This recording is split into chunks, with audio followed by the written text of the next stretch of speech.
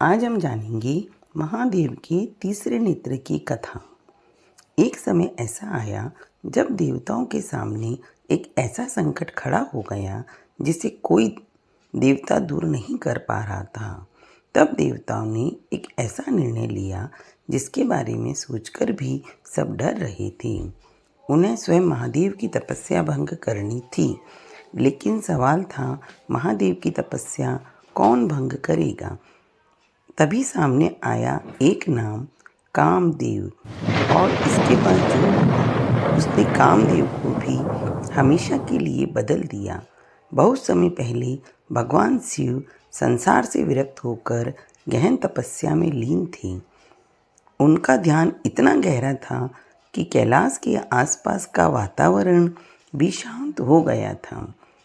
देवता जानते थे कि जब तक महादेव तपस्या से बाहर नहीं आएंगे एक बड़ी समस्या का समाधान संभव नहीं होगा। उधर देवताओं के सामने एक भयंकर संकट था। तारकासुर नामक असुर को ऐसा वरदान प्राप्त था कि उसका वध केवल शिवजी के पुत्र द्वारा ही हो सकता था, लेकिन महादेव विवाह और संसार की ओर ध्यान नहीं दे रहे थे।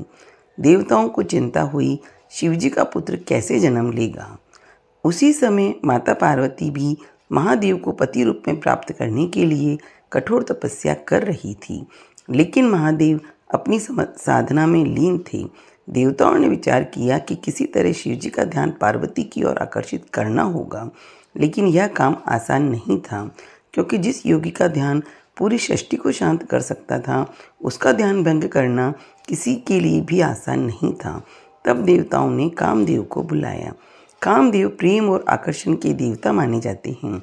उनके हाथ में पुष्पों से बना धनुष था और उनके बाणों को मन पर प्रभाव डालने वाला माना जाता था।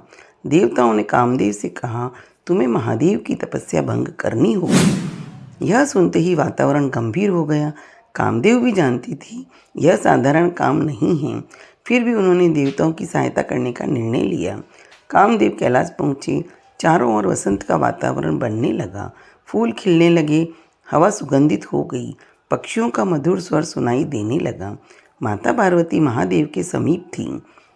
कामदेव ने अपना पुष्प बाण उठाया। उन्होंने लक्ष्य साधा और बाण छोड़ दिया, लेकिन तभी महादेव की समाधि टूट गई। उनकी आंखें खुली। उन्होंने चारों ओर देखा और उन्हें समझते देर नहीं लगी कि उनकी तपस्या भंग करने का प्रयास किसने किया है, और उनका तीसरा नेत्र खुला। महादेव के भीतर प्रचंड क्रोध उत्पन्न हो गया। उनके मस्तक पर स्थित तीसरा नेत्र खुल गया। उससे निकली दिव्य अग्नि के प्रभाव से कामदेव का शरीर भस्म हो गया। चारों ओर सन्नाटा छा गया। देवता भयभीत हो गए, लेकिन कामदेव की पत्नी रति अत्यंत दुखी हुई। उन्होंने महादेव से प्रार्थना की। रति ने महादेव से कहा, प्रभु, कामदेव ने यह कार्य देवताओं के कहने पर किया था, कृपया करके उन पर दया कीजिए।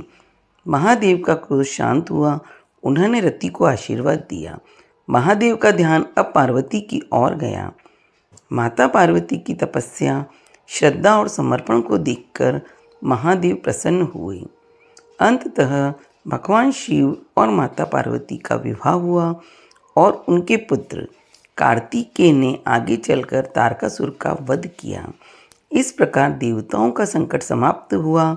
इस कथा को केवल महादेव की भस्म होने की कहानी समझना सही नहीं होगा। इससे हमें एक गहरा संदेश मिलता है। मनुष्य के भीतर इच्छाएं होती हैं, लेकिन जब विवेक और आत्मसंयम जागता है तो वही इच्छाएं नियंत्रित हो सकती हैं। भगवान शिव का तीसरा नेत्र केवल क्रोध का प्रतीक नहीं माना जाता, यह ज्ञान और विवेक का भी प्रतीक है। और शायद इसी कारण महादेव को देखकर भक्त कहते हैं, जो मन को जीत ले वही सच्चा योगी है। हर हर महादेव, जय भोलेनाथ।